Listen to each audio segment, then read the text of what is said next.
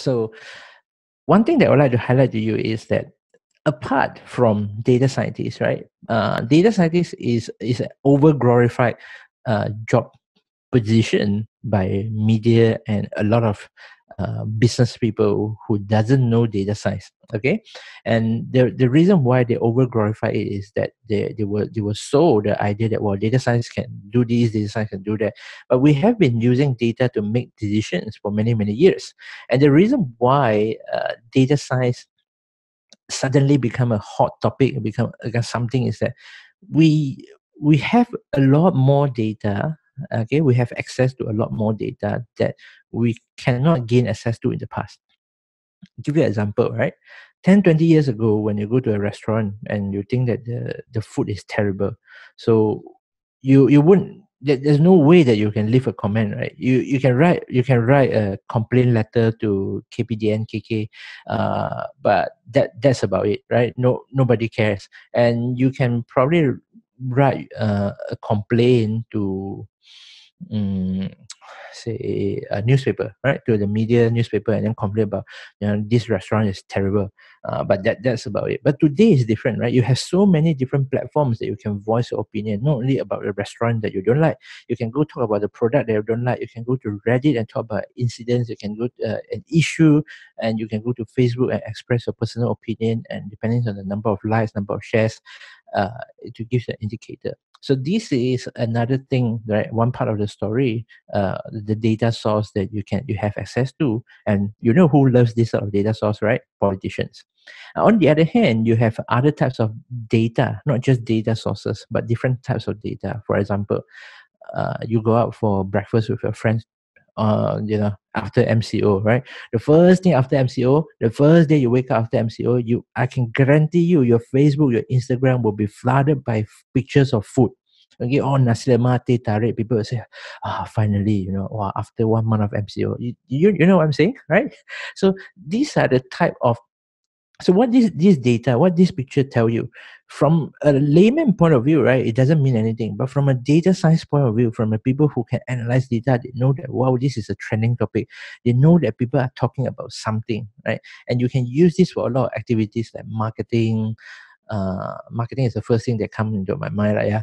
You can use that for unstructured data analysis. You can use that to analyze sentiments as well. So we do a lot of research on that.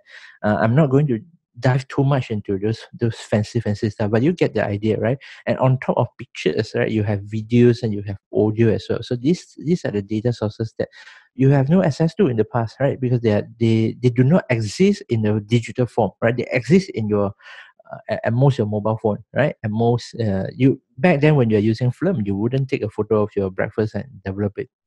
So that's the difference here. Okay, but apart from that, data scientist, my point is, data scientist is not the only occupation, job, or role or position in the industry. We have a lot more other people who are working in the data science team. Let's take a look. Now, before data scientists, actually personally, especially as a data scientist, right, we consider that data engineer or data engineering is a very important aspect of data science. Reason why very simple. Data engineer is somebody who develops, who constructs, who tests and maintains your data architecture. Or some of you might have visited digitalkey.org, right? That's where you get to know us, and that's where you get to know Ruben.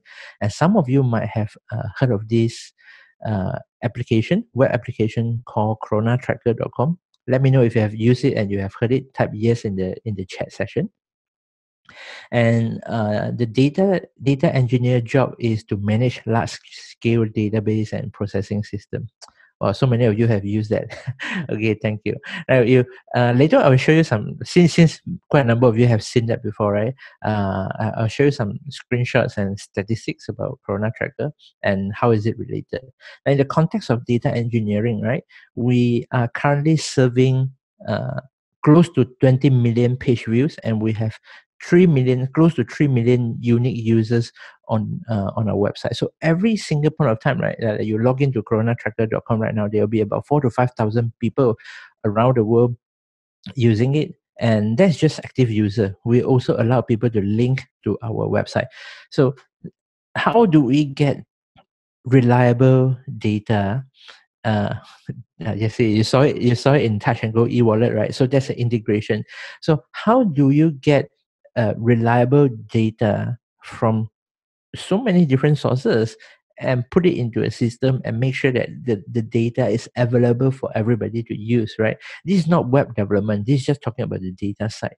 It's the job of data engineer. And if you have read or you have seen me on the newspaper or TV or radio interviews, right? Hafiz is my co-founder in chronatracker.com. He is my partner, and he is actually a data engineer from Media Prima. Yeah, Media Prima Digital. So he architected the whole thing. So data engineers, their job is to use SQL, API design, data ingestions, and design the whole architect. And most important thing, they need to manage the server. So if you are working as you don't want to become a data scientist, right? And one of the alternatives is to become a data engineer. So you know those guys that maintain servers, database admin in the past, and this is their job progressions. Okay, now companies that hire basically slightly medium-sized company and above, they need to have at least a dedicated data engineer. In Corona Tracker, we have about 3 dedicated data engineers looking at the database all the time. Yeah. So when we started, right, when we have 1 million page view, we are very relaxed. But when you hit 10 million scale, right, it's a 10 million problem anyway.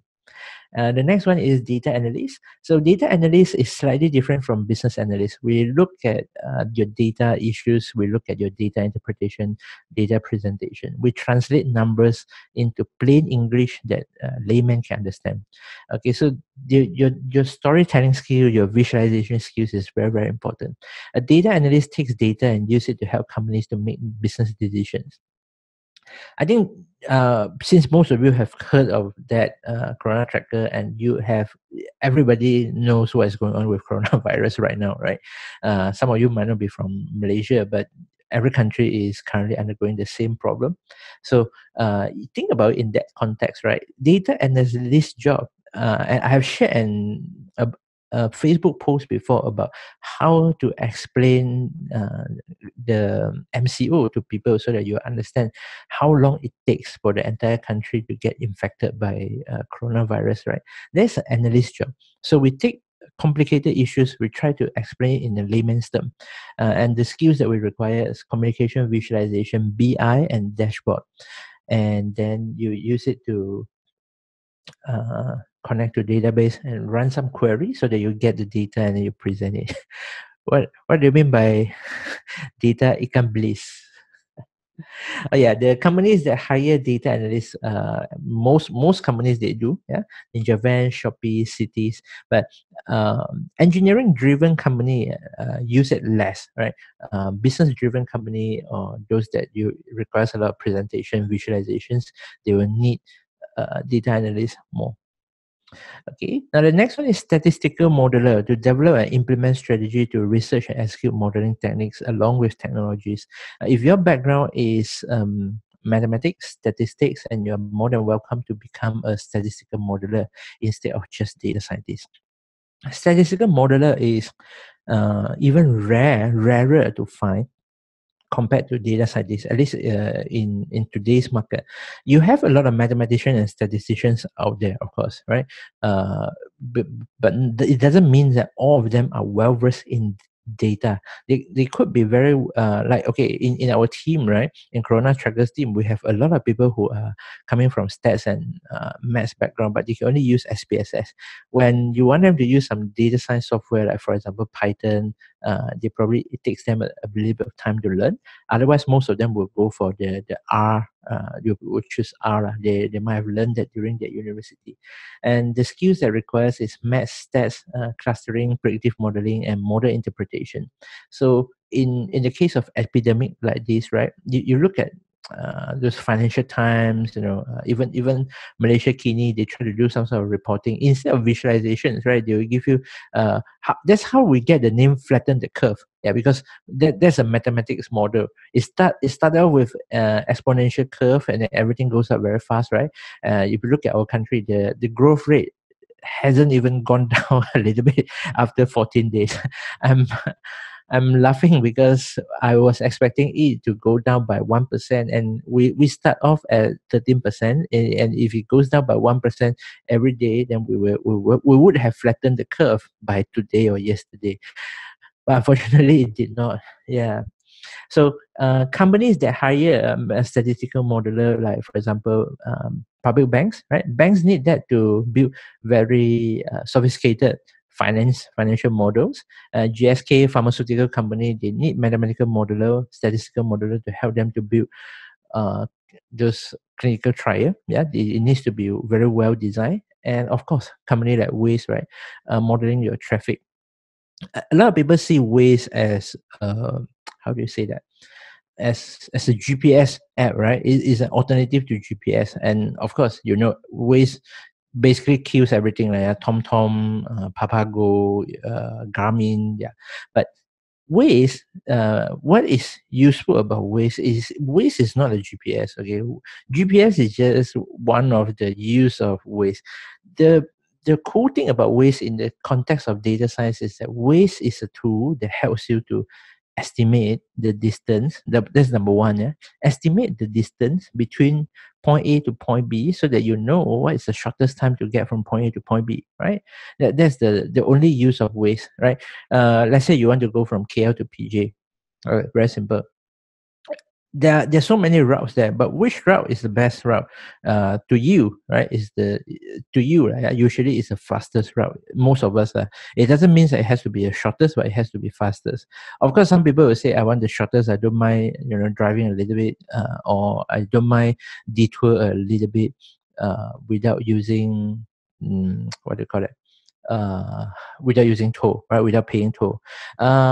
Vignesh is different from Google Map. Okay, Google Map is still a mapping tool because they do a lot of GIS things. And Google Map itself wants to become a standalone product. By the way, Waze is owned by Google. All right.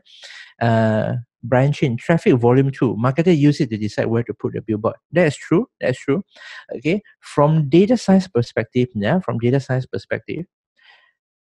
Waze is good because it helps us to distribute the traffic among all the possible routes. Okay, I believe that most of you did not see Waze in this perspective before, and probably one of the takeaway from this webinar is that you should see Waze differently now. For example, there are 5 possible routes from KL to PJ, right? Each of them has different traffic conditions, but Ways, right? By optimizing the routes. Okay, it is always possible to distribute the right amount of cars that should be on that particular route. For example, route A to route B is route A, B, C, D, E, right?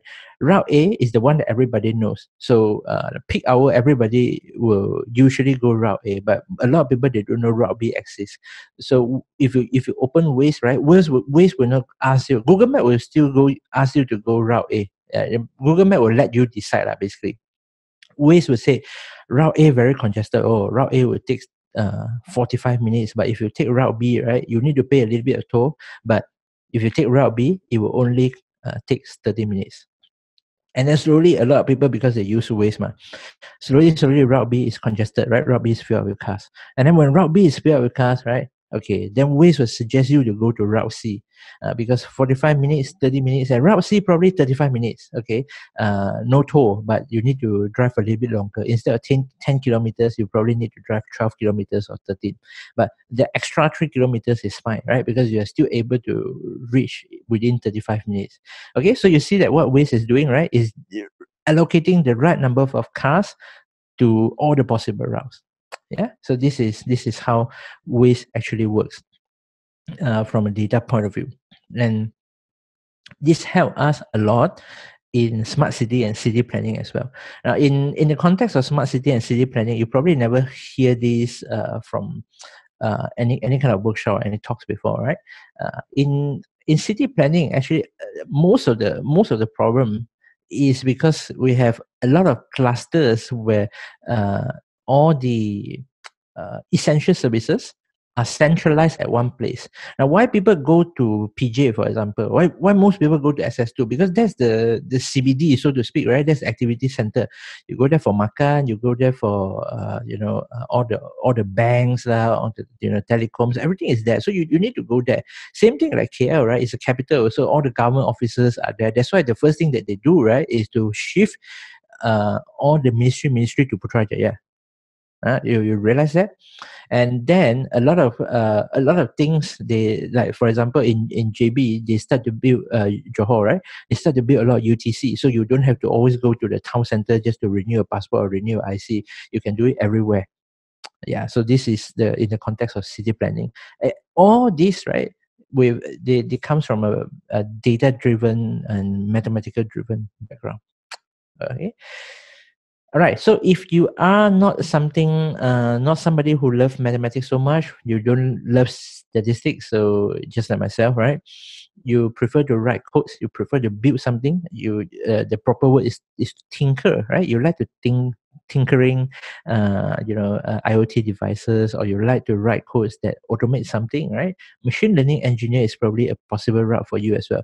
Now, machine learning has become very, very hot, become a very hot topic lately. Is for the same reason I've told you earlier, is because we have a lot more data than we have access to last time. So machine learning in layman's terms, right, is basically just to create programs that enable machines that take actions without being specifically directed to perform these tasks. Now, the learning process when we are teaching the machine something, right, is called machine learning. But when machine learning is finally able to learn something and operate and do some operations, make some decision on its own, and then that is called AI. Yeah, nothing special about AI. AI is just the artificial intelligence. So it's not real intelligence, but it's artificial. And where do we get the artificial part from? We get it from machine learning. That's all. So the skills required for a machine learning engineer, since it's an engineering subject, you still need to practice maths and stats, but more of it comes from data modeling, supervised learning, unsupervised learning, and also deep learning. Audrey, yes, it still requires mathematics. The mathematics is the mother of all sciences, but I wouldn't say, it's not right to say mathematics is not important in any subjects. Yeah, the reason why most people don't like maths is the way that mathematics is taught. For example, when you go to school, right? If everyone still remember high school SPM A maths that time, when your teacher teach you something, right, first thing they ask you to do, don't ask so much. Okay, now we as kids, right, as high school students, we are so curious, but it's the way that they teach you. First thing they ask you to do what? Primary two, I remember very clearly, a multiplication table. They never teach you why, just memorize only. Okay, go to school, you don't memorize, kena rotan, right? Uh, this culture carried all the way to high school. Theorem Pythagoras, okay, a square plus b square equals to c square. Now, anybody in the chat room can tell me, in the webinar can tell me, what is the practical use of Theorem Pythagoras in your real life, in your life, right? Theorem Pythagoras in your life. See, Sean even forgot already. No, you never remember. No, you forgot. Okay, I'm on your side. I'm defending you. You never remember. You not to say you forgot. Yeah, not to say you forget. See, exactly. When you ask, the teacher said, don't ask so much. So data science, find the height of the building. Okay, yeah, very good. Find the height of the building using what? Now, if our teacher can tell us at the time, they say, next time you want to become, how to say, uh, astronaut. Yeah, next time you want to become astronaut, you want to fly to space, right? You want to explore Mars. This theorem Pythagoras can help you to estimate the distance between Sun, Earth, and Moon. Wow, you'll be very fascinated, right? You will probably spend your time to even try to learn who is Pythagoras, for example. But no, they ask you to memorize. Exactly, civil engineer, but this is not your day-to-day life, right? This is more of your profession. Yeah, so you get my point. Yeah, so back to Audrey's comment is that wow, still mathematics. You still need to know mathematics. Now, in my understanding, right, I would say science is fun no matter what science is that. For example, all these science I hate it. Biological science, chemistry, physics, I hate it. But you can't live without them, because science is something that helps you to understand your physical world a lot more. Like biology is to help you to understand your body, right? If you don't understand your body, how are you going to take care of your body? You don't even understand what is the function of every single organs, and you don't know what are the tissues and what the your body parts can be regenerated, for example. The chemistry is to help you to understand how elements in the world, they mix with each other. For example, water is nothing but apart from hydrogen and oxygen, right? Okay, this is not a science class, right? I'm just giving you an example if you have just came in. And then physics is the best, right? Physics is for you to understand the motion, right? Basically to understand the universe, because all the physics, the laws of physics can be applied to your watch, to your doors, to your cars, all the way to like I say, right, the entire universe. So data science, we call it a science, right, is a science that help us to understand the physical world by using data model. So this data model will help you. For example, right, you today you get your this is my favorite example in the data science class. We take the data set of our employees, right, in HR. So this HR data set is, it models the entire company, so that you know how many people we have, how many employees we have, how many of them are from what background, their salary and stuff. This helps you to make decisions so that your companies can operate better, right? It's a process of optimization. So back to machine learning engineer, this is a very engineering subject. So you definitely need to have some basic understandings of mathematics and statistics. And companies that hire machine learning engineers are Uber, Baidu, Samsung, these sort of companies. So for example, Ubers are hiring machine learning engineers because they need to know, Uber or Grab, like, they need to know the best price from point A to point B. And Baidu is to work on their search engine, and Samsung is to work on their, for example, text to speech. How do you interact with your phones using voice control? Okay, so last but not least is data scientists. Okay, data scientists is people like us, right? So when we talk about data scientists, um the it's a combination of everything, right? We combine programming, we combine mathematics, and we combine domain knowledge, so it helps us to extract insights from data. Now we want to build predictive models to answer business questions as well. So the skills required by a data scientist is a wide range. So from programming, mathematics, statistics, database query, visualization, storytelling, domain knowledge, and machine learning even. And companies that hire data scientists, basically any company that is of a certain scale, right? Like Facebook, Google, Amazon. Some of the corporates, they finally, they're slow, but they finally take actions, like banks, industry, property agent. So you can hear that they try to add the word tech behind them, like a fintech lah, edutech lah, a med tech lah. Basically, whatever companies or whatever industry they try to put a tech behind, basically just means that, okay, they have finally moved from the traditional model to a data science or data driven model. Yeah, trust me, take my words on that. Okay, so these are the five possible professions, professions that you can choose to be when you enter the career of data science.